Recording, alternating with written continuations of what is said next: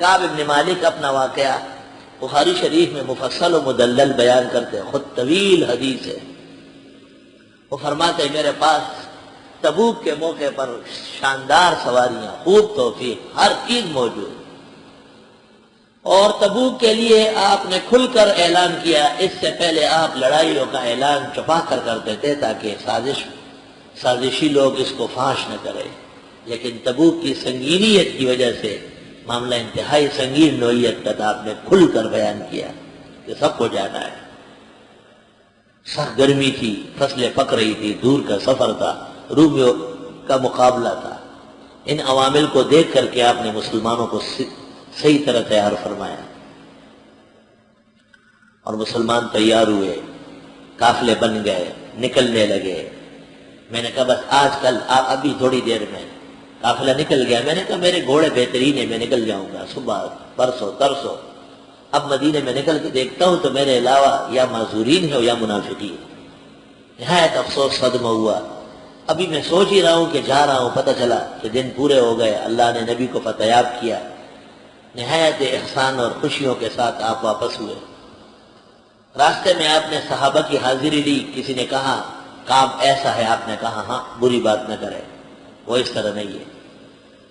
اور جب حضرت مسجد نبوی میں پہنچے تو قافلہ تبوک بخیر و عافیت لوٹ آیا، سب لوگ آ رہے، وجال معذرون من الاعراب، اور بہانے کرتے ہیں، آپ قبول کرتے ہیں۔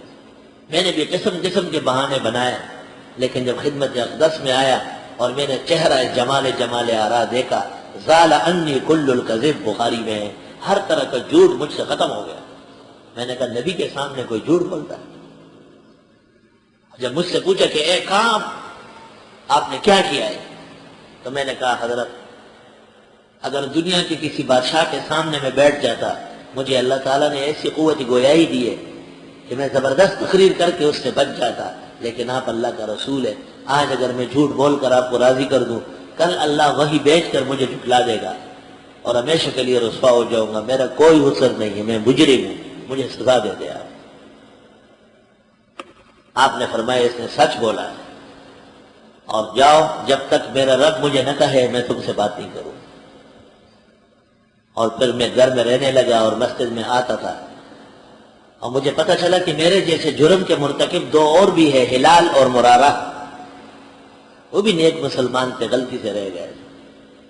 بخاری شریف میں ہے کہ میں مسجد میں آ کر سلام کرتا تو رسول اکرم صلی اللہ علیہ وسلم کے لب مبارک جواب کے لیے نہیں ہلتے، اس سے میری بہت تکلیف بڑھ جاتی۔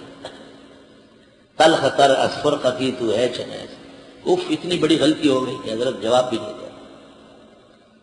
اور پھر حضرت کے قریب میں کھڑے ہو کر سلام نماز شروع کرتا، اور جب میں حضرت کو دیکھتا تو حضرت مجھے نہیں دیکھتے، اور جب میں نماز میں لگ جاتا تو حضرت میری طرف دیکھتے۔ علماء لکھتے ہیں جب یہ دیکھتے تو حضرت نہیں دیکھتے، ناراضگی تھی، اور جب یہ نماز پڑھتے تو حضرت پھر دیکھتے، کیونکہ اگر حضرت بالکل کنارہ کش ہو جاتے تو ان کا ایمان سلب ہو جاتا۔ حکیم الامت مولانا اشرف علی کا خلیفہ اجل ہے، خواجہ عزیز الحسن مجذوب، اس سے ایک دفعہ مولانا اشرف علی خفا ہو گئے، اور مولانا اشرف علی صاحب بھی ان کو دیکھتے، لیکن جب وہ دیکھتے تو پھر نہیں دیکھتے۔ تو خواجہ صاحب نے مستی میں آ کے کہا یوں نظر تو ہم پہ ڈالی جائے گی، ہم نے جو دیکھا ہٹا لی جائے گی۔ آئے ہائے بے ذوق اور بے ادب، تمہیں کیا پتہ ہے اشعار، تم تو بندان بخر و گڑز بزر، اس مزاج کے لوگ۔ خواجہ عزیز الحسن نے اس کو منظوم کیا کہ حضرت تھامی کو دیکھتے تو وہ نہیں دیکھتے، جب یہ کسی اور کام میں تو مولانا اشرف علی دیکھتے، کیونکہ مولانا اشرف علی متبع سنت تھے بہت بڑے۔ تو خواجہ صاحب نے اسی کو نظم کیا، یوں نظر تو ہم پہ ڈالی جائے گی، ہم نے جو دیکھا ہٹا لی جائے گی۔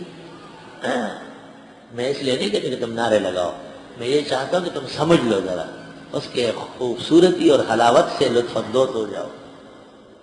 یا ایھا الذین آمنوا اتقوا اللہ وکونوا مع الصادقین، 50 دن کے قریب پورے ہوئے اور ان کے بارے میں یہ آیتیں نازل ہوئی۔ آپ اس رات کو حضرت ام سلیم کے گھر میں تھے، ان کو بتایا، انہوں نے کہا حضرت ابھی نہ بتایا، آپ نے فرمایا لوگوں کی نیند خراب ہو جائے گی۔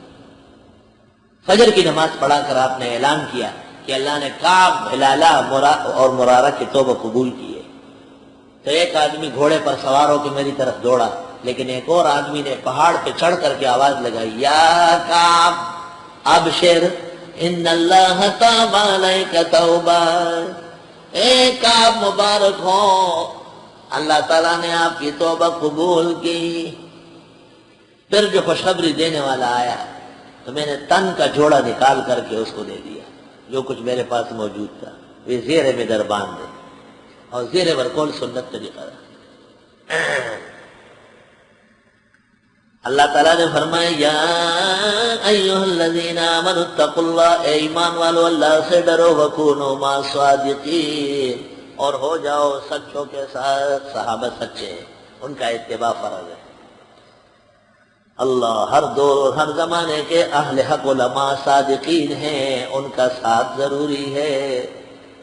ما کان لأہل المدینہ ومن حولہم من الأعراب، شان نہیں ہے مدینے والوں کی اور وہ جو ارد گرد دیہاتی ہے، ان یتخلفوا عن رسول اللہ، کہ وہ پیچھے رہ جائے پیغمبر سے، ولا یرغبوا بانفسہم عن نفسہ، اور نہ ترغیب دے یعنی ترجیح دے اپنے آپ کو نبی پر، ذالک بانہم لا یصیبہم ظمأ، یہ اس لیے کہ نہیں پہنچتی ان کو پیاس، ولا نصب نہ تھکاوٹ، ولا مخمصۃ نبو فی سبیل اللہ، اللہ کے راستے میں، ولا یطعون موطئا، نہیں رونتے ہیں کوئی وادی، یغیظ الکفار، جو غصہ دے کفاروں کو، ولا ینالون من عدو نیلا، اور نہ پاتے ہیں دشمن سے تکلیف، نالا منہ کے معنی تکلیف، الا کتب لہم بہ عمل صالح، مگر لکھا جاتا ہے ان کو اس کے بدلے میں نیک عمل،